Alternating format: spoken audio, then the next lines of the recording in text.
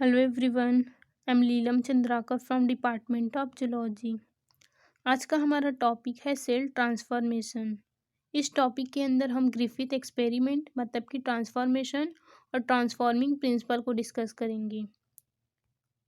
उससे पहले हम देखते हैं कि the search for the evidence of genetic material क्या है। आज हम जानते हैं कि जो जेनेटिक मटेरियल है यानी हेरिडिटी मटेरियल है वो क्या है, वो है डीएनए। हेरिडिटी मटेरियल ऐसे मटेरियल को बोलते हैं जो रिस्पॉन्सिबल है for the transfer of characters from parent to offspring. बच्चों के अंदर जो कैरेक्टर्स आती है वे अपने पेरेंट से आती है, और ये किस वजह से आती है? डीएनए की वजह से आती है। ठीक है, इस डीएनए तक पहुंचने के लिए हिस्ट्री में काफ़ी एक्सपेरिमेंट किए गए, जिसके बेसिस पे हमें आज पता है कि डीएनए जो है वो जेनेटिक मटेरियल है। ठीक है, तो शुरू शुरू के अंदर डीएनए और प्रोटीन मेड से, मतलब कि कोई बोलते थे कि डीएनए जेनेटिक मटेरियल है और कोई साइंटिस्ट बोलते थे कि प्रोटीन जेनेटिक मटेरियल है। ठीक है, उसके बाद 1940 से पहले पहले तक ये तो सफ़र किया जाता था कि प्रोटीन जो है वो जेनेटिक मटेरियल है, यानी कि प्रोटीन का केस जो है वो स्ट्रॉन्गर था as compare to DNA. But DNA के एविडेंस ज़्यादा आना शुरू हुए जैसे जैसे टेक्नोलॉजी जो है वो एडवांस हुए, साइंस ने तरक्की की।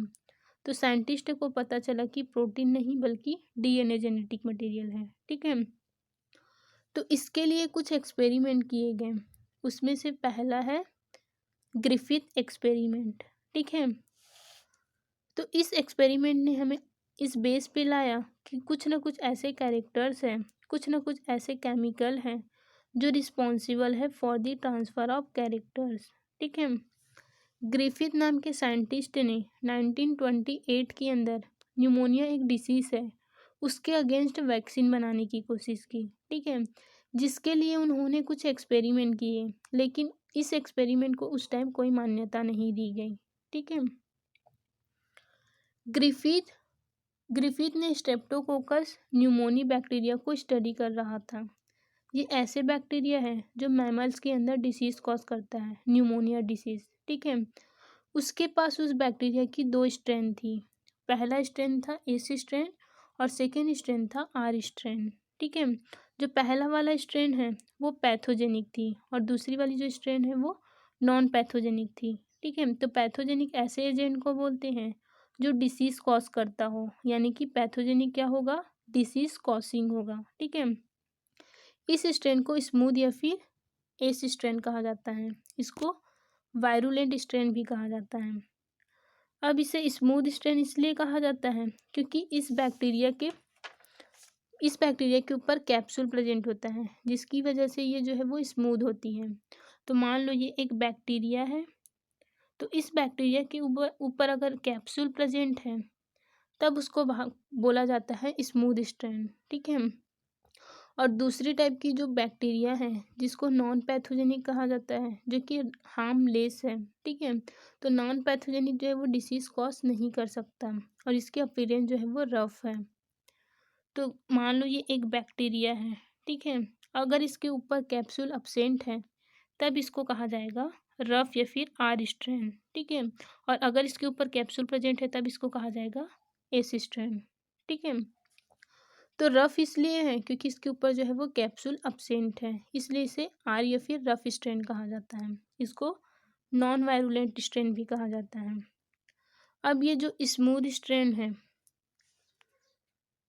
ये इसलिए पैथोजेनिक है क्योंकि इसके ऊपर जो कैप्सूल है वे इस बैक्टीरिया को प्रोटेक्ट करता है हमारी इम्यूनिटी से। ठीक है, हमारी इम्यूनिटी जो है वो इस बैक्टीरिया को किल नहीं कर पाती क्योंकि इसके ऊपर जो कैप्सूल है वो प्रोटेक्टिंग कवरिंग का रोल प्ले करती है और इस बैक्टीरिया को बचा के रखती है, और ये जो बैक्टीरिया है वो डिसीज कॉज करती है। ठीक है, जबकि ये जो एस स्ट्रेन आर स्ट्रेन है स्ट्रेप्टोकोकस न्यूमोनिया की, इसके ऊपर कैप्सूल नहीं होती हैं, जिसके कारण हमारी बॉडी जो है वो इस बैक्टीरिया को किल कर देती है और ये डिसीज़ कॉज नहीं कर पाती है। ठीक है,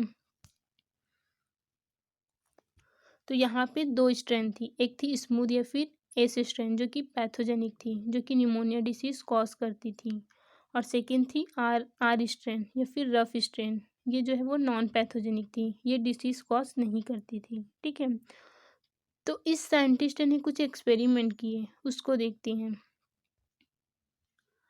तो ग्रिफिथ ने एक्सपेरिमेंट करने के लिए माइस का यूज़ किया, चूहा का। ठीक है, माइस जो है वो एक मैमल है जो, तो उन्होंने उस बैक्टीरिया को माइस के ऊपर इंजेक्ट किया और देखा कि उसमें डिसीज कॉज हो रही है कि नहीं। ठीक है, तो फर्स्ट एक्सपेरिमेंट में इन्होंने एस स्ट्रेन को लिया। ठीक है, तो फर्स्ट एक्सपेरिमेंट में क्या किया, उन्होंने एस स्ट्रेन या कि मतलब कि स्मूथ स्ट्रेन को लिया, जिसको वायरुलेंट स्ट्रेन भी कहा जाता है। ठीक है, जो एस स्ट्रेन जो है वो पैथोजेनिक था, जो कि निमोनिया डिसीज कॉज करता था। तो ग्रिफिथ ने जब स्मूथ स्ट्रेन को माइस के अंदर इंजेक्ट किया तो माइस में न्यूमोनिया डिसीज कॉज हो जाता है, जिससे वो मर जाता है। ठीक है, फिर सेकेंड एक्सपेरिमेंट में इन्होंने रफ मतलब कि आर स्ट्रेन को लिया, जो कि नॉन पैथोजेनिक है। ठीक है, ये डिसीज कॉज नहीं करता है, तो उसने आर स्ट्रेन को माइस में इंजेक्ट किया।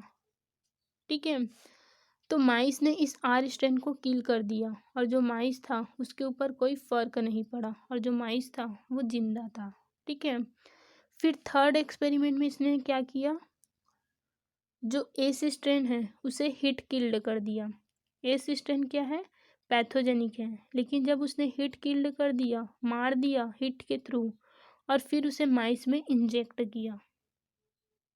ठीक है, अब अगर तुम बैक्टीरिया को मार दोगे तो वो कहाँ से डिसीज कॉज करेगा, तो जो माउस था वो जिंदा था। ठीक है, फिर इसने लास्ट एक्सपेरिमेंट किया। लास्ट एक्सपेरिमेंट में इसने क्या किया, जो हिट किल्ड एस स्ट्रेन है और जो लिविंग आर स्ट्रेन है उसको मिक्स कर दिया। ठीक है, दोनों क्या है, नॉन पैथोजेनिक है। इन दोनों के मिक्सचर को उसने माइस के अंदर इंजेक्ट किया। ठीक है, लेकिन जो माइस था वो न्यूमोनिया की वजह से मर गया। अब इसका कारण क्या था, तो जब माइस के ब्लड के सैंपल लिए गए कि उसमें कौन से स्ट्रेन का बैक्टीरिया है, तो ब्लड में लाइव एस स्ट्रेन बैक्टीरिया मिला। ठीक है, अब इससे क्या कंक्लूजन मिला, तो ये जो लिविंग आर बैक्टीरिया है, तो जो लाइव आर आर जो बैक्टीरिया था वे ट्रांसफ़र हुआ, चेंज हुआ पैथोजेनिक एस बैक्टीरिया में।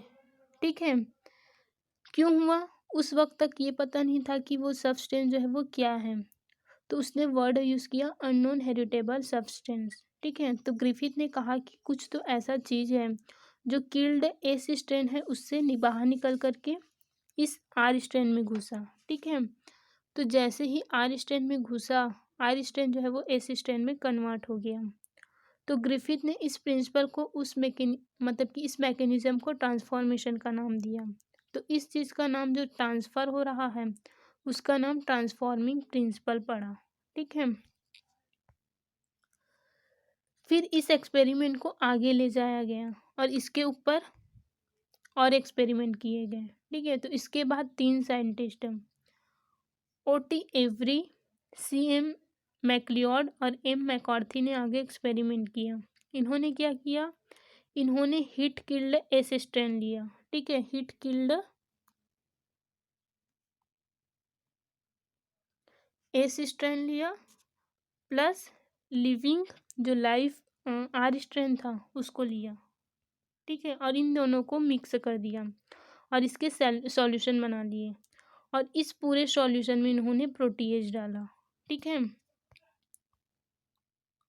तो सबसे पहले क्या किया, जो सॉल्यूशन था उसमें उन्होंने प्रोटीएज डाल दिया।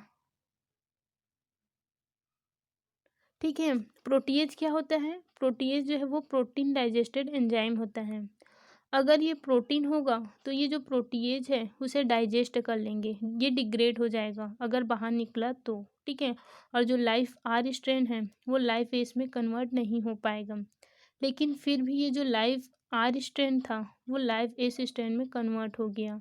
ठीक है, तो ये तो कंफर्म हो गया कि जो प्रोटीन है वो जेनेटिक मटेरियल नहीं, मतलब कि वो ट्रांसफ़र नहीं हो रहा है। अगर प्रोटीन होता तो लाइव आर स्ट्रेन जो है वो लाइव एस स्ट्रेन में कन्वर्ट नहीं हो पाता, प्रोटीएज एंजाइम से वो टूट जाता।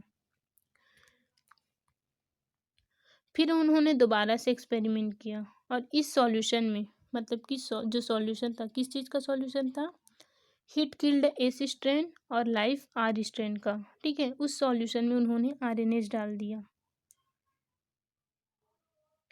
आरएनएस जो है वो आरएनए डाइजेस्टेड एंजाइम होता है। तो अगर ये आरएनए होता तो ट्रांसफ़र हो रहा है, अगर कोई चीज़ ट्रांसफ़र हो रहा है तो इस आरएनए एंजाइम से डिग्रेड हो जाएगा और लाइफ आर स्ट्रेन जो है वो लाइफ एस स्ट्रेन में कन्वर्ट नहीं होगा। बट ये भी फेल हो गया और जो लाइफ आर स्ट्रेन था वो लाइफ एस स्ट्रेन में कन्वर्ट हो गया। तो जो ट्रांसफ़र हो रहा था वो आरएनए नहीं था। ठीक है, फिर लास्ट बार इन्होंने एक्सपेरिमेंट किया जिसमें उन्होंने डीएनए डाला। ठीक है, तो जो सॉल्यूशन था उसमें उन्होंने डाला डीएनए। डीएनए जो है वो डीएनए डाइजेस्टेड एंजाइम होता है। तो अगर ये डीएनए होगा तो जो लाइफ आर स्ट्रेन है वो लाइफ एस स्ट्रेन में कन्वर्ट होगा ही नहीं, और वैसे ही हुआ। ठीक है, जैसे ही इन्होंने डीएनए डाला, डीएनए जो है वो डिग्रेड हो गया और जो लाइफ आर स्ट्रेन था वो लाइफ एस स्ट्रेन में कन्वर्ट नहीं हुआ। तो वहाँ से ये बात कंफर्म हो गई कि ये जो ट्रांसफॉर्मिंग प्रिंसिपल था वो डीएनए ही था, मतलब कि जो जेनेटिक मटेरियल है जो कि हिट किल्ड एस स्ट्रेन से जो लाइफ आर स्ट्रेन था उसमें ट्रांसफ़र हो रहा था और जो लाइफ आर स्ट्रेन था उसको एस स्ट्रेन में कन्वर्ट कर रहा था, वो था डीएनए। ठीक है,